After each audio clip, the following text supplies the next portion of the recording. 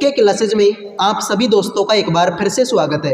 इस वीडियो में आपके लिए लेकर आया हूं मैं एसएससी जीडी परीक्षा 2024 20 फरवरी फर्स्ट शिफ्ट का एनालिसिस। आपको पता है भाई 20 तारीख से इसका पेपर स्टार्ट है और आज यानी 20 तारीख ही है और फर्स्ट शिफ्ट का पेपर जो है कंप्लीट हो चुका है। स्टूडेंट एग्जाम देकर बाहर आ चुके हैं। तो भाई जीके का एनालिसिस करेंगे, हिंदी का भी करेंगे, मैथ का भी करेंगे और रीजनिंग का भी करेंगे। देखेंगे भाई कि जीके में क्या पूछा गया, हिंदी में क्या पूछा गया, मैथ में क्या पूछा गया और रीजनिंग में क्या पूछा गया।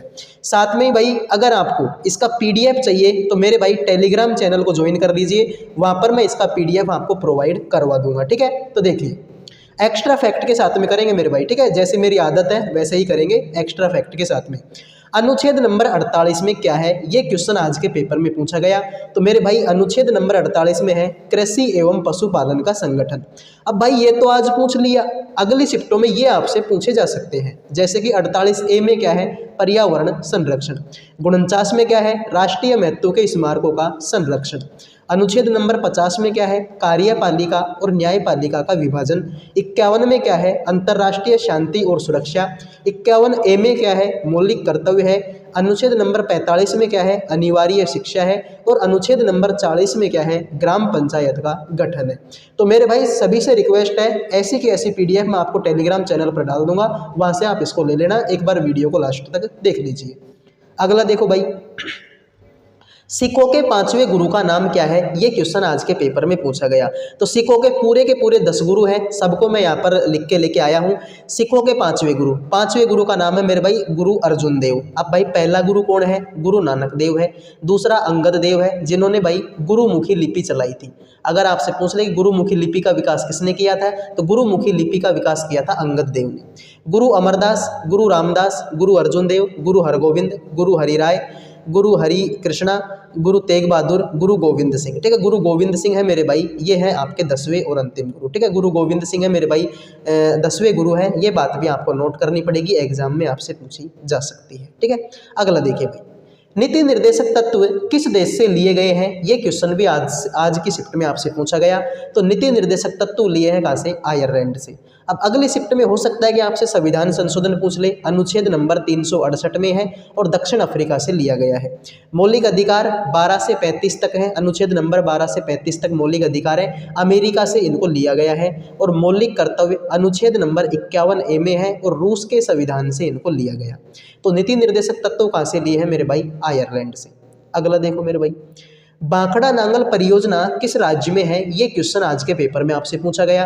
तो भाई ये पंजाब में है और सतलुज नदी पर बनी हुई है आपकी बांखड़ा नांगल परियोजना।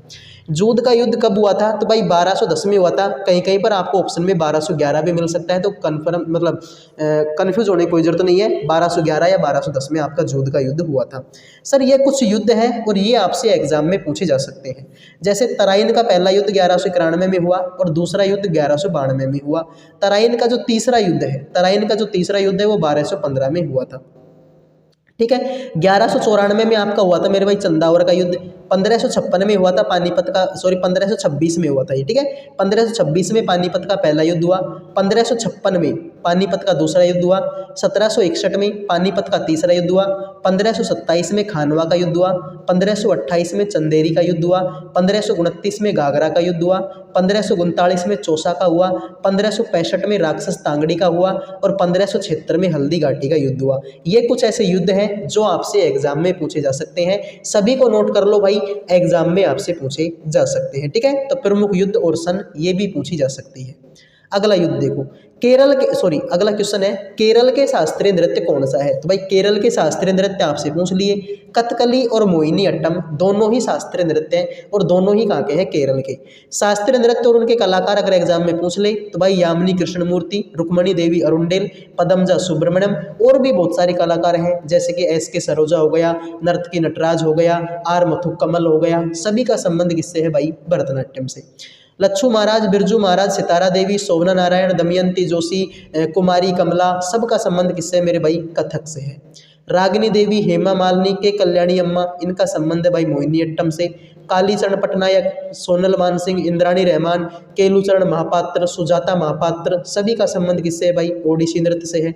मृणालिनी साराभाई, रुक्मणी देवी, इनका संबंध किससे है भाई? कथकली से है। और जावेरी बहनों का संबंध किससे है भाई? मणिपुरी नृत्य से, जैसे कि रंजना जावेरी, दर्शना जावेरी, नयना जावेरी, स्वर्णा जावेरी, इनका संबंध किससे है मेरे भाई? मणिपुरी नृत्य से है सर। अगला देखो, जनधन योजना कब की है? ये क्वेश्चन पूछा गया भाई, 2014 की है। पीएम स्वास्थ्य सुरक्षा योजना 2015 की है। मुद्रा योजना 2015 की है। जीवन ज्योति योजना ये भी 2015 की है। अटल पेंशन योजना ये भी 2015 की है। उज्ज्वला योजना ये भी 2015 की है। और नमामि गंगे प्रोजेक्ट 2014 का है। स्वच्छ भारत मिशन कब का है? 2014 का है। और जनधन योजना भी कब की है? 2014 की। तो ये आज पूछ लिया, ये आपसे अगली शिफ्टों में पूछे जा सकते हैं, सभी को नोट कर लो। अगला देखिए भाई, पानीपत का युद्ध पूछा था, तो पहला हुआ था 1526 में, दूसरा हुआ था 1556 में, और तीसरा हुआ था 1761 में। ये भाई मैथ का है कि मैथ में क्या क्या पूछा गया।